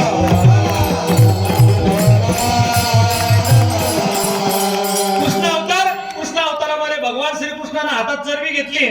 चरबी घेतल्यानंतर भगवान श्रीकृष्ण राधेला पाहून बोलले हरी बैल दोहितो नंदा घरी. गाईच्या कासेखाली जाऊन बसायचं तर भगवान श्रीकृष्ण परमात्मा बैलाच्या कासेखाली जाऊन बसले. कशासाठी? दूध काढायसाठी. माता यशोदेनं पाहिलं आणि यशोदा म्हणू लागली अरे कृष्णा, अरे डोकं ठिकाणावर आहे का? गाईच्या कासेखाली जाऊन दूध काढ, तो बैलाच्या कासेखाली जाऊन दूध काढतोय. पण महाराज ते देव होते, त्यांनी त्यांचा शब्द खोटा उद्याला नाही. राधेला पाहून भुलले हरी, बैल दोहितो नंदा घरी. चला आमच्या संतांच्या जीवनामध्ये फाल्गुन मध्ये तिथेला जगद्गुरु तुकोबाराय वैकुंठाला गेले. तेव्हा वैकुंठाला गेल्यानंतर शोक विवाह वातावरण झालं. भागीरथी माता रडू लागली. भागीरथी माता म्हणजे एकुलती एक कन्या तुकोबारायांची. शोक विवाह वातावरण झालं. भागीरथी माता रडू लागली. बाबा गेले कोण्या गावा, भागीरथी करी धावा. आणि भागीरथी मातेनं इंद्राणीच्या डोहामध्ये उडी टाकली. देवा जीवन संपवण्याचा प्रयत्न केला.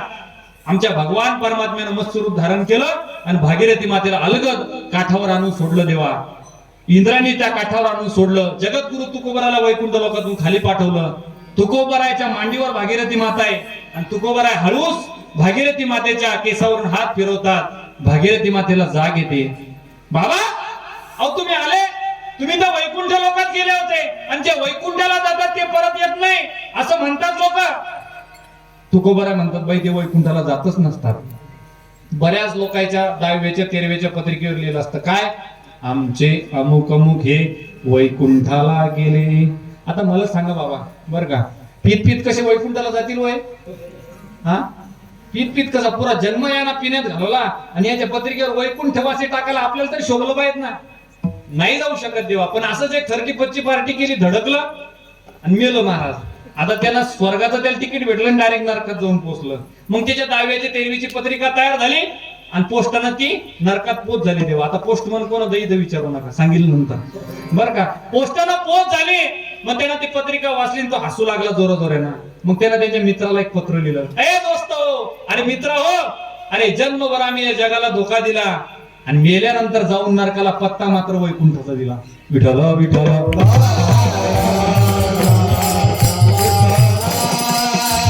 बाई ते वैकुंठाला जातच नसतात. मग बाबा आता मला तुम्हाला घरी न्यायचंय. बाई एवढा वेळ नाही. नाही बाबा माझा हट्ट आहे. पुरीच्या हट्टापायी जगद्गुरु तुकोबाराय भागीरथी मातेच्या घरी जातात. डब्यामध्ये थोड्याशा शेवया होत्या. देवा शेवयाचा भात भागीरथी मातेने केला, पण त्याच्यावर घ्यायला दूध कुठे? दूध नाही. म्हणून भागीरथी माता वनवन गावामध्ये फिरली, दूध मिळालं नाही. शेवटी तुकोबारायला ते सहन झालं नाही.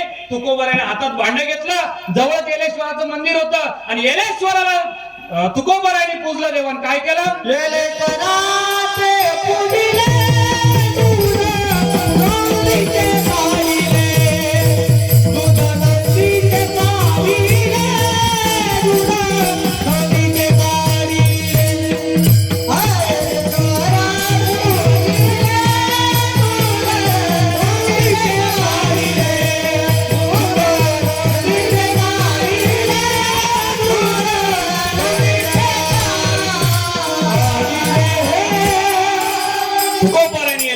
पूजलं आणि दूध नंदीचे काढिले. येलेश्वरा ते पूजिले.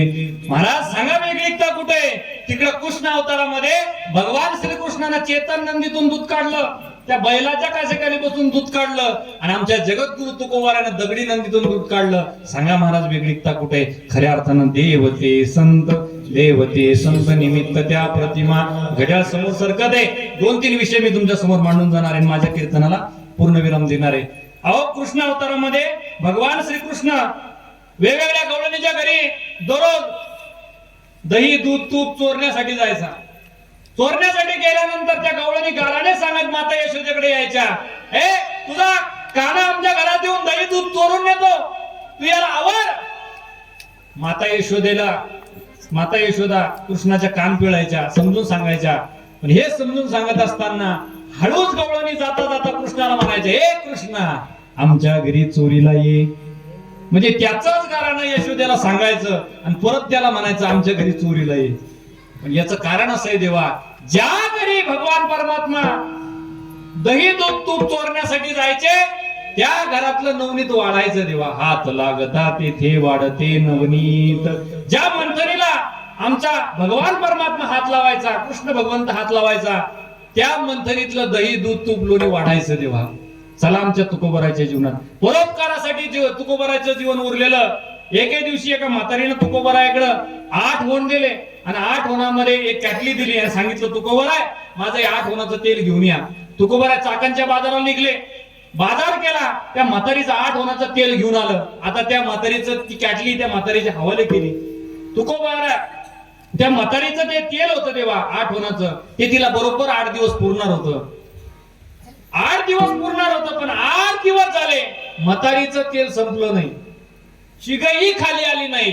तुम्ही म्हणसाल म्हातारीने तेल खाल्लंच नसेल, पण जसं म्हातारीला कळालं की तेल कमी होत नाही, म्हातारीनं तेलाचा सपाटाच लावला महाराज. आता काय तळलं हे इथे मला विचारू नका, कारण तुमच्या तोंडाला पाणी सुटलं. विठ्ठल विठ्ठल स्निग्धता धर्म दोन्हीकडचा सारखा आहे. तिकडे माझ्या भगवान परमात्म्यानं मंथनीला हात लावला देवा, तिकडे दही दूध तूप लोणी धुनायला लागलं म्हणजे वाढायला लागलं, आणि इकडे माझ्या तुकोबराने एका कॅटलीला हात लावला, तेलाला हात लावला. खऱ्या अर्थानं ते तेल दुनावलं देवा. सांगा वेगळीकता कुठे? देवते संत शेवटचा प्रसंग सांगून जाणारे लक्ष देऊन ऐका. खऱ्या अर्थानं रावण खिन्न अवस्थेत बसलेला होता, आणि मंदोदरी जवळ आली रावणाला विचारू लागली, का हो स्वामी तुम्ही खिन्न दिसता, दुखी दिसता, नेमकं दुखी असण्याचं कारण काय? त्यावेळेस रावण सांगू लागला, मंदोदरी अहो अरे मी ज्यावेळेस सीतेला वश करण्यासाठी गेलो पहिल्या वेळेस, माझ्या अंगावर शिवधनुष्य पडला, माझी फजिती झाली. परंतु आज या अशोक वाटिकेमध्ये सीता माझ्या जवळ आहे, परंतु अजूनपर्यंत ती मला वश झालेली नाही. त्यावेळेस मंदोदरीने सांगितलं, स्वामी तुमच्याकडे एक विद्या आहे, त्याला मायावी विद्या म्हणतात. तुम्ही मायावी विद्या धारण करा, रामप्रभूचं रूप घ्या, आणि रामप्रभूचं रूप घेतल्यानंतर सीता तुम्हाला वश झाल्याशिवाय राहणार नाही. रावण हसू लागतो. त्यावेळेस मंदोदरी म्हणते, स्वामी मी तुम्हाला उपाय सांगते, तुम्ही माझा उपास करता? त्यावेळेस रावण म्हणतो, रागावू नको, पण तुला असं वाटतं का मी हा उपाय केला नसेल? अरे ज्या वेळेस मी रामप्रभूचं रूप धारण करतो, त्या वेळेस माझ्या अंतःकरणामध्ये सीतेची इच्छा शिल्लक राहत नाही. जहा राम है वहा काम नाही, हे खऱ्या अर्थानं माझ्या प्रभू श्री रामचंद्राचं चरित्र आहे देवा. चला आमच्या संतांच्या जीवनात खऱ्या अर्थानं माझ्या जगद्गुरु तुकोबरायवर एक चित्रपट प्रदर्शित झाला 1936च्या काळामध्ये, आणि त्याचं नाव आहे संत तुकाराम. त्या तुकोबरायच्या त्या चित्रपटामध्ये विष्णुपंत पागनीस म्हणून एक सद्ग्रस्त होते, त्यांनी तुकोबरायची नटाची भूमिका केली होती देवा. ते नट होते, आणि ती भूमिका करत असताना खऱ्या अर्थानं विष्णुपंतांनी डायरेक्टरशी काही पैशाचं बोलणं केलेलं होतं, की मी एवढे पैसे घेईल तरच या चित्रपटात काम करेन. चित्रपट सुरू होण्या अगोदर विष्णुपंत पागनीसांनी जगद्गुरु तुकोबरायचा वेश धारण केला. डोक्यावर पगडी, धोतर, बाराबंदी घातलेली, हातात चिपळ्या, गळ्यात विनाय, आणि हे वेश धारण केल्यानंतर त्यांनी तुकोबरायच्या समग्र गाथेचा अभ्यास केला, तुकोबरायच्या जीवनाचा ढांडोळा घेतला. खऱ्या अर्थानं आज प्रत्येकाच्या घरात जो फोटो आहे ना, तो तुकोबरायचा नाही, तो विष्णुपंत पागनीसांचा आहे. आजही आपल्या घरी जाऊन तपासा, आपल्या घरात जो फोटो लावलेला आहे ना, तो एका नटाचा आहे, विष्णुपंत पागनीसांचा आहे. खऱ्या अर्थानं एवढा जो पिक्चर गाजला देवा. अलीकडे अनेक पिक्चर गाजतात, पण अलीकडे अनेक जे पिक्चर गाजतात ते विकाराने युक्त आहे देवा. आणि तो पिक्चर जो गाजला तुकोबरायांचा, तो विचाराने युक्त होता. विठ्ठला विठ्ठला इतका तो चित्रपट गाजला, खूप नफा त्या डायरेक्टरला झाला, आणि डायरेक्टर पैशाची बॅग घेऊन आमच्या विष्णुपंत पागनीसांकडे आला, पण विष्णुपंत पागनीसांनी ते पैसे घेण्यासाठी नकार दिला देवा. नकार दिला. डायरेक्टरला वाटलं अरे जर या चित्रपटाला जास्त फायदा झाला, आणि ही लालसा खऱ्या अर्थानं विष्णुपंतांच्या मनामध्ये उत्पन्न झाली की डायरेक्टरनी मला आणखीन पैसे द्यायला पाहिजेत, म्हणून खऱ्या अर्थानं त्या डायरेक्टरनी विष्णुपंतांना जास्तीचे पैसे देण्याची सुद्धा सूचना केली, की मी जास्तीचे पैसे तुम्हाला देतो, पण तुम्ही हे पैसे घ्या. त्यावेळेस विष्णुपंतांनी नकार दिला, मी 1 रुपयाही तुमचा घेणार नाही. खऱ्या अर्थानं हे वैराग्य माझ्या तुकोबरायांचा, एक नट वेश धारण करतो तुकोबरायचा, हे वैराग्य त्याच्या अंगात उतरलं देवा. खऱ्या अर्थाने ही वस्तुस्थिती आहे. विठ्ठला विठ्ठला माझा मुद्दा विष्णुपंत पागनीसांनी पैसे घेतले नाही हा नाहीच आहे. त्यांनी पैसे घेतले नाही याच्याशी मला काही घेणं देणं नाही. माझा मुद्दा पुढचा आहे देवा. विष्णुपंत पागनीसांनी त्यांच्या हयातीमध्ये जेवढी इस्टेट कमवली, तेवढी 1943च्या आपल्या संस्थेच्या ठरावामध्ये विष्णुपंत पागनीसांचं नाव आहे. वारकरी शिक्षण संस्थेला अख्खी पूर्ण इस्टेट त्या माणसानं दान दिली देवा. आणि भावी आयुष्यामध्ये त्यांनी ज्यावेळेस तो वेश तुकोबरायचा धारण केला, त्याच्यानंतर मरेपर्यंत तो वेश उतरवला नाही.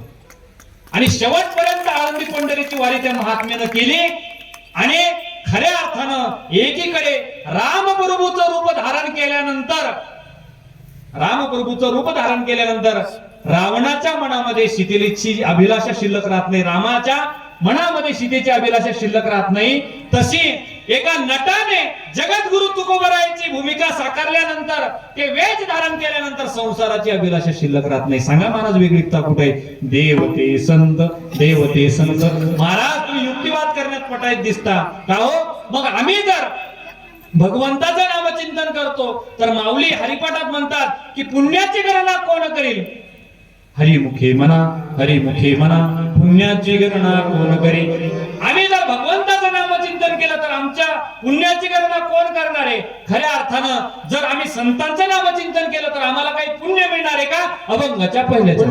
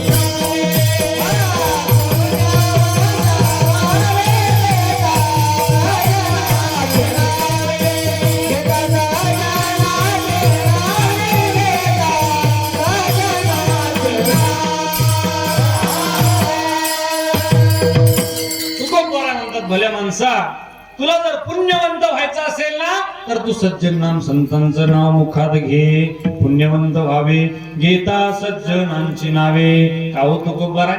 तुम्ही म्हणता पुण्यवंत व्हायचं असेल तर सज्जन नाम संतांचं नाव मुखात घे. तुम्ही असं म्हणायला पाहिजे होतं याच्या विरोधात खुर्चीवंत व्हावे, पदवंत व्हावे. सध्या त्याचीच गरज या समाजाला जास्त आहे. खऱ्या अर्थानं गावागावामध्ये भोंगे लावू लावू प्रचार चालू आहे. खऱ्या अर्थानं त्या लोकांना जर सांगितलं असतं की खुर्चीवंत व्हावे घेता सज्जनांची नावे तर इथं पूर्ण मतदारसंघातले लोक जमा झाले असते. इथं उमेदवाराची संख्या कमी पडली असती. अशा पद्धतीनं खऱ्या अर्थानं मंडप कमी पडला असता. तुम्ही खुर्चीवंत व्हावे असं म्हणायला पाहिजे होतं, तुम्ही पदवंत व्हावे असं म्हणायला पाहिजे होतं. खऱ्या अर्थानं महाराज तुम्ही चुकले. इथं तुम्ही धनवंत व्हावे असं म्हणायला पाहिजे होतं. कारण या जगतामध्ये धना एवढी दुसरे कुणालाच किंमत नाही. धनवंता लागी सर्व मान्यता आहे जगी. सर या जगतामध्ये धना एवढी मान्यता दुसरी कोणाला आहे? धनवंताला मान्यता आहे देवा. अहो आम्ही गरीब आहे कोणी विचारत नाही. तुमच्या गरीब कोणी विचारत नाही महाराज गरीब माणसाला. एखादी सप्ताह कमिटी असेल तुमच्या गावाचं नाही बरं का, दुसऱ्या आमच्याकडे घेतो. आमच्या गावाकडे बरं का, आमचं मसला गाव. आमच्या मसला गावामध्ये अनेक लोक गरीबी बिचारे ती येतात मिटिंगला बसतात सप्त्याच्या. ओ साहेब या महाराजाचं कीर्तन घ्यावं. ए तुला काही कळत नाही, शांत बैस. काऊन? गरीब आहे तू, तुला काय कळतं? नाही श्रीमंत ज्यांना महाराज आमच्याकडे सौजन्याची पद्धत आहे बरं का. म्हणजे महाराजही त्यानंच आणायचा, पाकिटही त्यानंच भरायचं, जेवायचा कार्यक्रमही त्याच्याकडेच. अशी पद्धत आहे आमच्याकडे कीर्तनाची. मग महाराज त्याला आणायचा म्हणजे आता कीर्तनकार आणायचा, चांगला कीर्तनकार आणायचा म्हणजे त्याचं कीर्तनात वर्णन केलं पाहिजे ना त्यांना. मग 30-40 रुपये घेणारे महाराज लोक. आणि गरीब लोकांची एवढी ऐपत नसते महाराज. 30-40 हजारवाला महाराज आणायची. खऱ्या अर्थानं तुम्ही धनवंत व्हावे असं म्हणायला पाहिजे होतं महाराज. तुम्ही पुण्यवंत व्हावे म्हणता. या जगतामध्ये धना एवढी दुसरी कशाला किंमत नाही.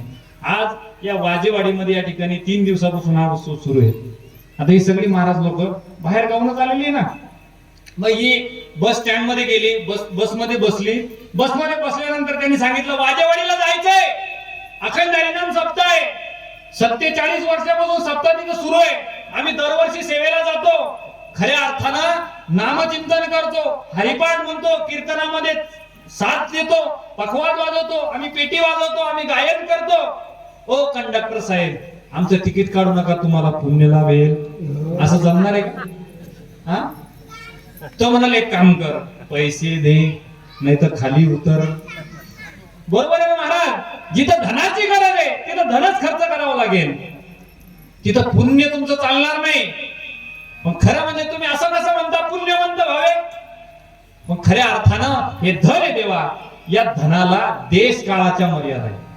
बरं का, आपल्याकडे फक्त एवढ्या चरणावर बोलणार, पुढची चरण मी सरळ सरळ सोडून देणार आहे देवा, सोडून देणार आहे. सोडणार पण आहे, सोडून पण देणार आहे. बरं का, आता आपल्याकडे टाइम कमी राहिलेला आहे. खऱ्या अर्थानं देश काळाच्या मर्यादा धनाला आहे देवा. कशा मर्यादा आहे? एक सूचना आपल्याला रात्री 10:30च्या सुमारास मिळाली होती 2 वर्षापूर्वी. मेरे प्यारे भारतवासियों, आज रात से 1000-500 की नोट बंद होने वाली है. भेटली होती का नाही? चालती का आता 1000-500 ची नोट? 2017 त्यावर मला बदलून माझ्याकडे लय मोठे पडेल. देता का? नाही देऊ शकत महाराज. कारण त्या धनाला काळाची मर्यादा आहे. ते धन आता चालत नाही. बर, एक आपल्या घरामध्ये माळ ठेवलेली आहे बरं का, माळ. त्या माळीला कवड्याची माळ म्हणतात. ती कवडी पहिले चलनात होती तेव्हा. आता जाबर बाजारात जर घेऊन गेले ना, त्या कवडीला कवडी किंमत नाही महाराज, कवडी किंमत नाही. पण ती कवडी चलनात होती तेव्हा पहिले. देश काळाची मर्यादा आहे धनाला. मग देश काळाची मर्यादा कशी? काळाची मर्यादा आहे. त्या काळातला धन या काळात चालत नाही. देशाची कशी मर्यादा आहे? या देशातलं धन दुसऱ्या देशात चालतं का? नाही चालत. दुसऱ्या देशात गेल्यानंतर काय म्हणतात लोक? डॉलर आहे का? डॉलर 80 किती रुपये डॉलर आहे आता सध्या? 80 रुपयाला $1 देवा आहे ना. 80-82 रुपयाला 82 रुपये 1 डॉलर भेटतो देवा. तिथं तुमचा पैसा चालत नाही, तिथं तुमचे रुपये चालत नाही देवा. तिथं डॉलर घ्यावं लागतात, डॉलर खरेदी करावं लागतात. खऱ्या अर्थानं देशाची मर्यादा धनाला आहे. आणि खऱ्या अर्थानं देश काळाची आणि जन्माची मर्यादा सुद्धा धनाला आहे. या जन्मातलं धन दुसऱ्या जन्मात न्यायला जमतं का? नाही. किती श्रीमंत लोकांना धनाच्या म्हणजे काय म्हणजे त्याला पोतड्या धन घेऊन गेले का सोबत? ₹1.25 सुद्धा नेत नाही माणूस. रुपया जो कपाळाला लावलेला असतो का, तो जळाल्यानंतर तिथंच पडलेला असतो. त्याच आपण जी राग जमा करतो का, त्याच्यात पडलेला असतो तेव्हा. रुपया सुद्धा सोबत नेत नाही कोणी. खऱ्या अर्थानं हे धन आहे. या धनाला देश काळ आणि जन्माच्या मर्यादा आहे. विठाला विठाला.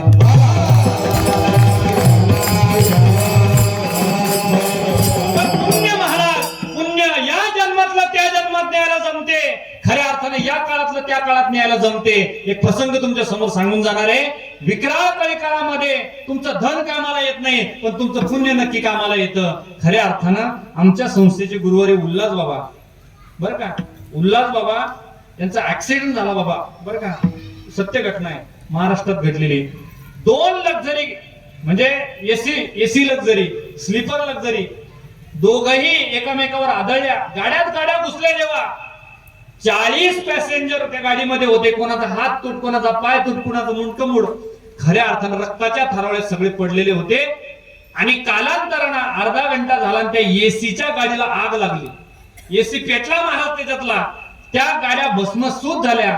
खऱ्या अर्थानं त्या गाडीतले फक्त 3 जण वाचले आणि त्या तिघातले उल्हास बाबा एक. उल्हास बाबा वाचले. दुसऱ्या दिवशी हॉस्पिटलमध्ये भरती होते. काही पत्रकार लोक तिथे गेले आणि पत्रकार लोकांनी प्रश्न विचारला, का हो या गाडीमध्ये किती जण होते? म्हणे एवढे लोक होते, 40 जण होते. मग त्या 40 मधले किती लोक वाचले? म्हणे 3 वाचले. मग त्या 3 वाचले. त्या 3घांना विचारलं, का हो तुमचा काही वशिला होता का तुम्ही काही रक्कम सरकवली होती पुढं की आम्ही मरणार नाही, आम्हाला देवान वाचा, असे काही वशिला होता का तुमचा? वशिला गिशीला काही नाही. पण ज्यावेळी त्या पत्रकारांनी प्रश्न विचारला तुम्ही वाचले कसे, त्याला एकच उत्तर आहे, पुण्य कुठेतरी शिल्लक होतं म्हणून त्यांना वाचता आलं. देवा विठ्ठला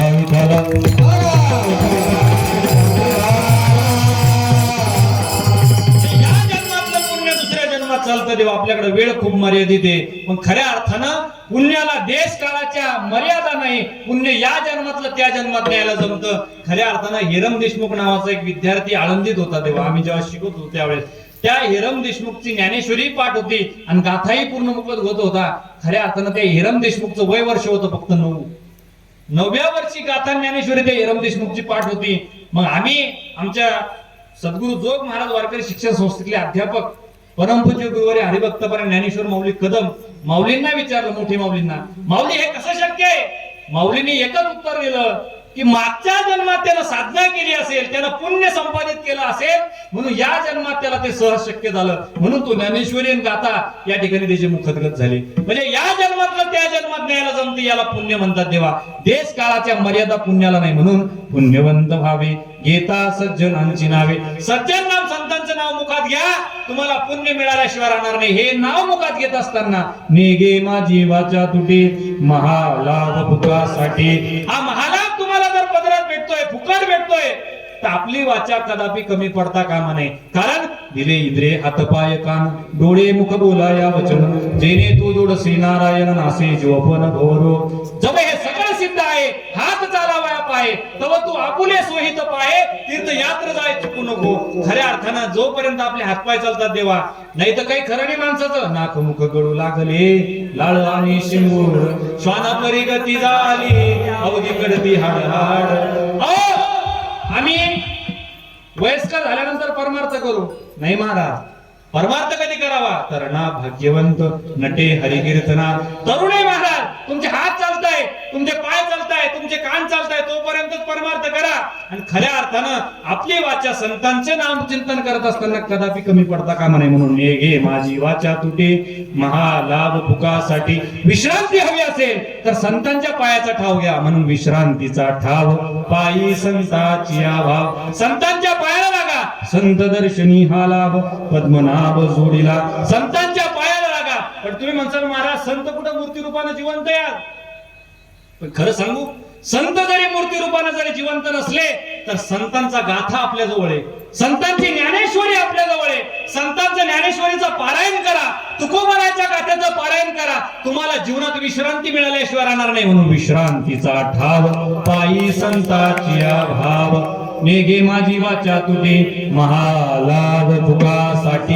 एवढ्या जर संतांच्या नामचिंतनाचं सामर्थ्य देवा, खऱ्या अर्थानं संत आणि देव वेगळे का? नाही देवा, संत आणि देव वेगळे नाही. म्हणून एकदा सर्वांनी मोठ्या भक्तिभावाने आपल्या वारकरी संप्रदायाच्या नियमापर्यंत प्रमाणे खऱ्या अर्थानं भगवंताचं भजन करावे.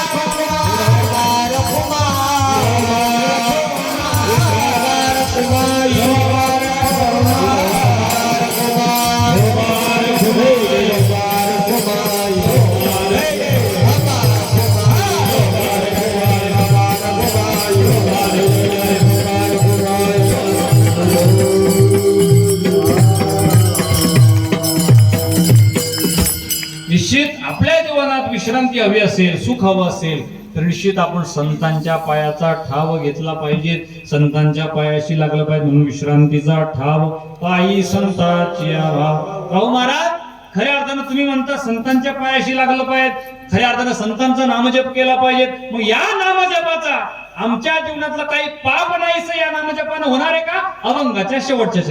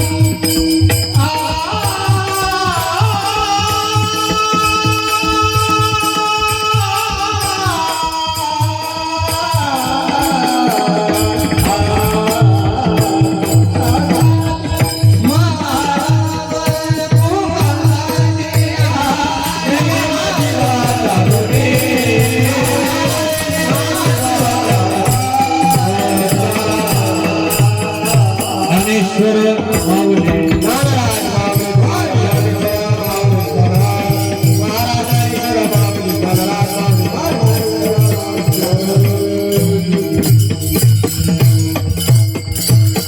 तुका म्हणे पापे जाती संताची आजपे नेगे माझी वाचा तुटे महालाभ भुकासाठी आपल्या जीवनातलं जे पाप आहे देवा ते निश्चित नाहीच होईल, पण त्याच्यासाठी आपल्याला संतांच्या नावाचा जप केला पाहिजे देवा.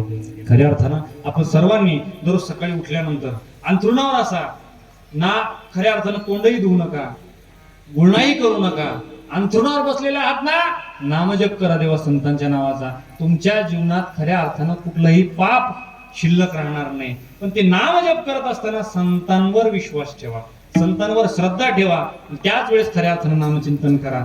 मी एकच गोष्ट तुम्हाला सांगून जाईल, तुमचं जीवन मातीमोल होण्यापासून जर वाचवायचं असेल, लक्ष द्या, हे वाक्य खूप सुंदर आहे देवा.